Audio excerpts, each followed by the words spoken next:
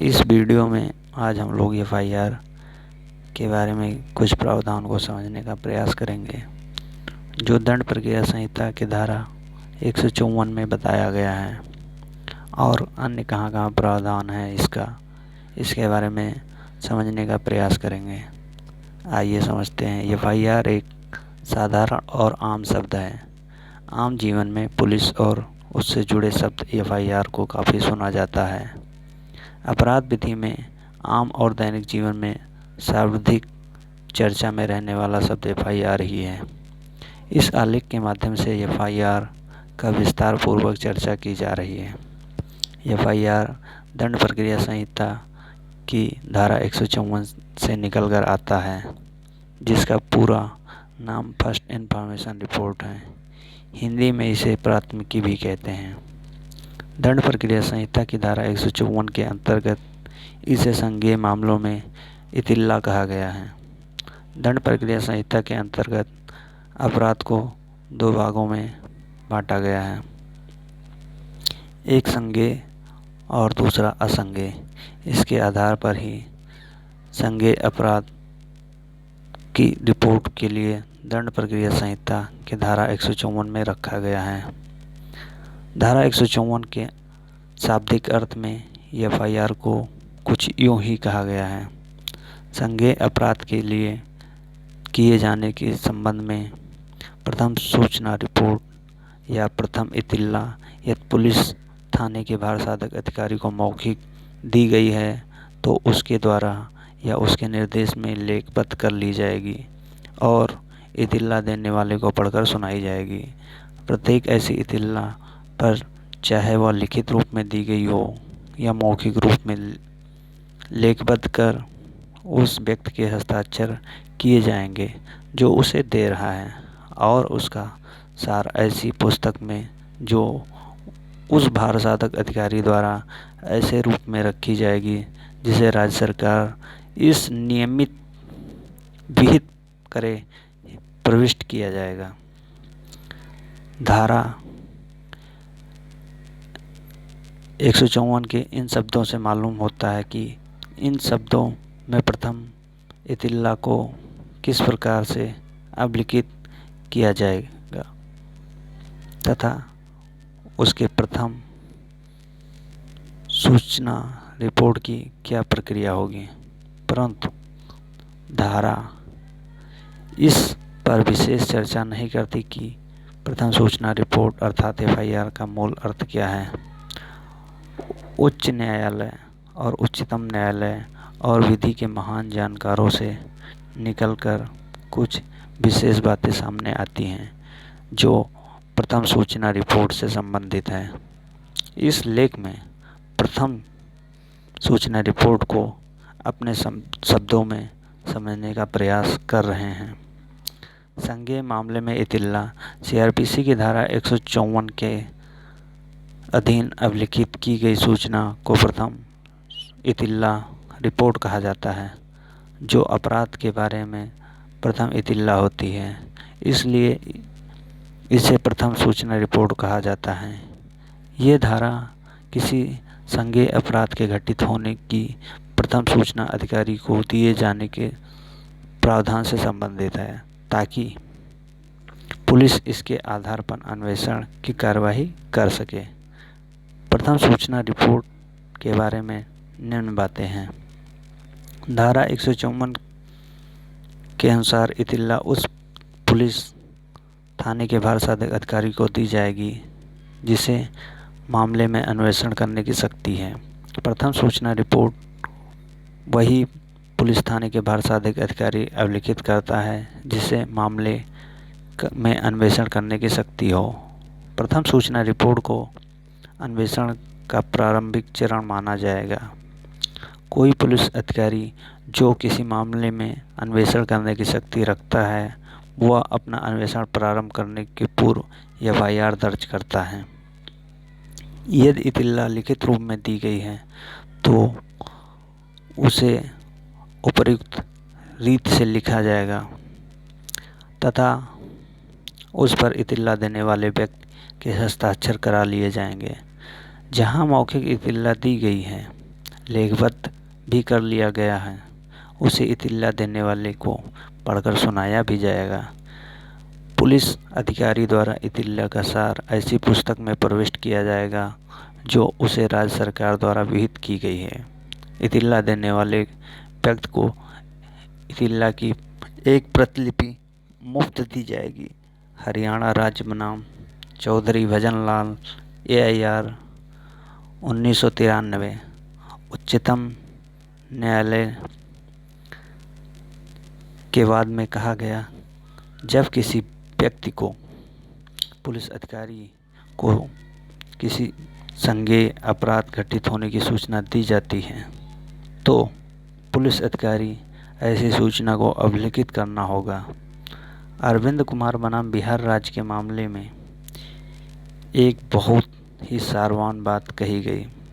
इस मुकदमे में प्रथम सूचना रिपोर्ट के साक्ष्य के मूल्य पर प्रकाश डालते हुए अभिमत प्रकट किया गया।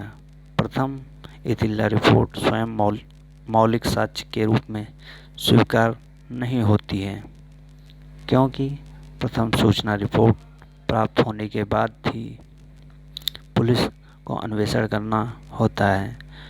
इसका उपयोग केवल इत्तला करने वाले व्यक्ति के कथनों के खंडन या अनुसमर्थन हेतु किया जा सकता है।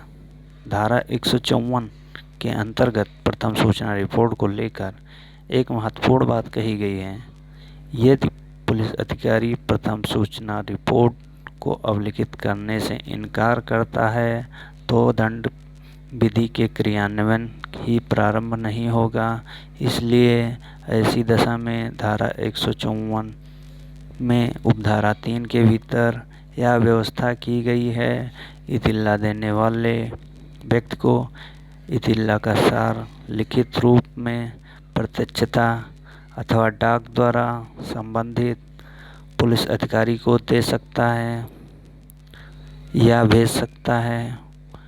पुलिस अधीक्षक यह समाधान कर लेने के पश्चात कि वास्तव में कोई संज्ञेय अपराध घटित हुआ है, स्वयं मामले का अन्वेषण करेगा या अपने किसी अधीनस्थ पुलिस अधिकारी को अन्वेषण करने हेतु निर्देशित करेगा।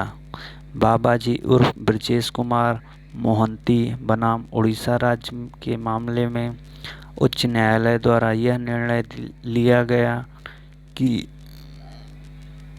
यदि पुलिस थाने के भारसाधक अधिकारी ने डॉक्टरी रिपोर्ट प्राप्त करने के बाद रिपोर्ट लिखी हो तो यह रिपोर्ट प्रथम सूचना रिपोर्ट के अधीन नहीं आएगी। FIR से जुड़ी मुख्य अन्य बातें तथा वाद।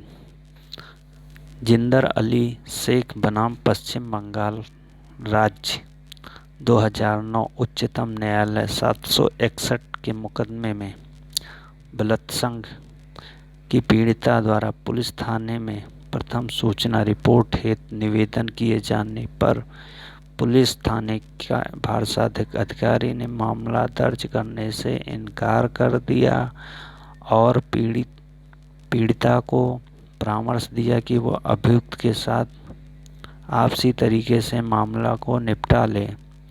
इस पर पीड़िता ने धारा 156(3) के अंतर्गत मजिस्ट्रेट के पास गुहार लगाई और जब मजिस्ट्रेट द्वारा निर्देश दिए जाने पर पीड़िता की FIR रजिस्टर की गई।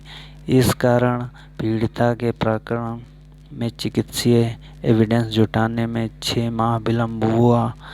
न्यायालय ने अभिकथन किया कि पुलिस लापरवाही के कारण इस प्रकरण में मूल्यवान समय नष्ट हो गए, जिसके लिए दोषी पुलिस अधिकारी की जितनी निंदा की जाए वह कम है। प्रथम सूचना रिपोर्ट में देरी होने के कारण उत्पन्न हुए वाद। उच्चतम न्यायालय ने रमेश चंद्र नंदलाल परीख बनाम गुजरात राज्य के वाद में विनिश्चय किया कि यदि अभियुक्त के विरुद्ध प्रथम सूचना रिपोर्ट के आधार पर कोई आपराधिक कार्यवाही चल रही हो तथा अपराधी द्वारा उसी प्रकार का अपराध पूर्ववत किया जाता है जिसकी प्रथम सूचना रिपोर्ट लिखाई गई हो, तो ऐसी स्थिति में पश्चातवर्ती रिपोर्ट इस आधार पर अभिखंडित नहीं हो जाती क्योंकि वैसा ही अपराध पूर्व में दायर किया गया है और एफआईआर दर्ज होने के कारण दोबारा रिपोर्ट नहीं लिखी जा सकती। पंजाब राज्य बनाम गुरमीत सिंह के वाद में उच्चतम न्यायालय ने अभिकथन किया कि बलात्कार जैसे लैंगिक अपराध के मामले में दंड प्रक्रिया संहिता की धारा 154 के अधीन प्रथम सूचना रिपोर्ट फाइल करने में देरी की जाना आम बात है, यदि परिवादी के पास इसके लिए पर्याप्त कारण होने तो इस पर विशेष महत्व नहीं दिया जाना चाहिए। इसका कारण यह है कि ऐसे मामले में पीड़ित महिला तथा उसके परिजन संकोच, लज्जा तथा परिवार के सम्मान को ध्यान में रखते हुए ये सोचने में काफ़ी समय गंवा देते हैं कि प्रथम सूचना रिपोर्ट दायर की जाए अथवा नहीं। पुलिस थाने का भारसाधक अधिकारी। एफआईआर में पुलिस थाने का भारसाधक अधिकारी को यह महत्वपूर्ण भूमिका होती है। किसी भी कांस्टेबल से ऊपर की रैंक के अधिकारी को पुलिस थाने का भारसाधक अधिकारी माना गया है।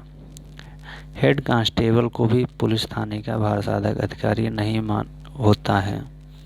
धारा 154 के अधीन संज्ञेय अपराध के संदर्भ में की जाने वाली रिपोर्ट थाना के भारसाधक अधिकारी से निम्न श्रेणी के पुलिस अधिकारी द्वारा अभिलिखित नहीं की जा सकती। यदि थाने का भारसाधक अधिकारी पुलिस थाने से परे हो तो उक्त पद के हेड कांस्टेबल द्वारा धारित की जा सकती है तथा हेड कांस्टेबल द्वारा पुलिस की दी गई इतिल्ला का अवलोकन किया जाएगा, किंतु इस तरह से दी गई इतिल्ला का अवलोकन किसी भी दशा में हेड कांस्टेबल के अनुपस्थिति में कांस्टेबल द्वारा नहीं किया जाएगा। हेड कांस्टेबल भी उसी समय प्रथम सूचना रिपोर्ट को अभिलिखित कर सकता है जिस समय थाने में हेड कांस्टेबल से ऊंची रैंक का कोई अधिकारी उपस्थित नहीं हो। सामान्यतः सब इंस्पेक्टर द्वारा प्रथम सूचना रिपोर्ट अभिलिखित की जाती है, जिसकी वर्दी पर 2 तारे लगे होते हैं। एफआईआर में सभी अभियुक्त के नाम का होना आवश्यक नहीं है। दिलीप प्रेम नारायण तिवारी बनाम महाराष्ट्र राज्य के बाद में अभिलिखित किया गया कि प्रथम सूचना रिपोर्ट में कुछ अभियुक्तों का नाम उल्लेख नहीं किया जाना है, विशेष महत्व नहीं रखता। विशेषता तब जब सूचना देने वाली महिला अपने युवा पुत्र और देवर को मृत लाश देखकर गहरे सदमे में हो और उसे अन्य परिजनों के घायल होने के बारे में भी बताया गया है। टेलीफोन के माध्यम से एफआईआर। धारा 154 में यह दर्शाया गया है कि किसी प्रथम सूचना रिपोर्ट माने जाने के लिए यह आवश्यक होता है कि वह सूचना देने वाला व्यक्ति द्वारा हस्ताक्षरित हो। इस दृष्टिकोण से टेलीफोन पर दी गई सूचना 154 में हस्ताक्षरित होने वाली शर्त पूरा नहीं करती है, परंतु केवल इसे औपचारिक मात्र मानते हुए दूरभाष से पुलिस अधिकारी को दी गई सूचना प्रथम सूचना रिपोर्ट माना गया। इस संबंध में उच्चतम न्यायालय ने तपेंद्र सिंह बनाम पंजाब राज्य के बाद में विनिश्चय किया कि दूरभाष द्वारा दी गई इतिल्ला को प्रथम सूचना रिपोर्ट माना जाए अथवा नहीं, यह तथ्य का प्रश्न है, परंतु इसमें किसी संज्ञेय अपराध घटित होने के निश्चित साक्ष्य नहीं मिलते तो उसे प्रथम सूचना रिपोर्ट नहीं माना जाएगा। इसी प्रकार सूचना को कोई संदिग्ध हो तो उस स्थिति में भी प्रथम सूचना रिपोर्ट नहीं माना जाएगा। उच्चतम न्यायालय ने बहुत महत्वपूर्ण फैसला वेंकट स्वामी बनाम लोक अभियोजक आंध्र प्रदेश के बाद में अब निर्धारित किया कि जहां पुलिस थाने के भार साधक अधिकारी को टेलीफोन पर यह सूचना दी गई हो कि एक जीप में बम फेंका गया, जिसके कारण 2 व्यक्ति मारे गए हैं, अन्य व्यक्ति घायल हुए हैं। पुलिस अधिकारी ने रिपोर्ट दर्ज न करते हुए इसकी सूचना अपने वरिष्ठ अधिकारी को भेज दी। उस अधिकारी ने आने के बाद सूचना देने वाले इत्तलाकार ने एक लिखित शिकायत दर्ज कराई। उच्चतम न्यायालय ने विनिश्चय किया, यह कहना उचित नहीं होगा कि उक्त लिखित शिकायत प्रथम इत्तला रिपोर्ट नहीं थी और रिपोर्ट लिखने में उस पुलिस अधिकारी ने कोई अनावश्यक रुचि दिखाई थी। प्रथम सूचना रिपोर्ट को तत्काल मजिस्ट्रेट के पास भेजा जाना चाहिए। प्रथम सूचना रिपोर्ट तत्काल मजिस्ट्रेट के पास भेजी जाती है। धारा 157 की 1 में प्रयुक्त तत्काल शब्द स्पष्टता दर्शाता है कि पुलिस द्वारा मामला दर्ज कर प्रथम इत्तला रिपोर्ट संबंधित मजिस्ट्रेट को अविलंब अग्रेसित कर दिया जाना चाहिए। इससे अभियोजन के प्रकरण स्वयं में संदेह का पात्र नहीं बन जाता। पुलिस द्वारा मजिस्ट्रेट को प्रथम सूचना रिपोर्ट शीघ्र से शीघ्र भेजी जानी चाहिए। 0 एफआईआर। 0 एफआईआर को साधारण अर्थ यह होता है कि वो किसी भी थाने में दर्ज कराई जा सकती है, जिसका अवलोकन किसी भी थाने के अधिकारी द्वारा किया जा सकता है। इस प्रकार एफआईआर को पूर्ण रूप से मान्यता नहीं दी गई है, परंतु बलात्कार इत्यादि के मामले में इस प्रकार की एफआईआर की मान्यता दी गई है तथा बलात्कार से पीड़ित किसी भी थाने क्षेत्र में जो उसके निकट है वहां जाकर अपने साथ घटित हुई घटना की जानकारी पुलिस थाने के भार साधक अधिकारी को दे सकती है। वह अधिकारी प्रारंभिक सूचना को रजिस्टर करके मामले को संबंधित थाने में अग्रेसित कर देगा। अधिकांश मामले में एफआईआर उस ही थाने के क्षेत्र द्वारा अभिलिखित की जाती है जिस क्षेत्र में अपराध घटित हुआ है। इसका उपयोग अत्यंत विरलतम मामले में ही किया जाता है।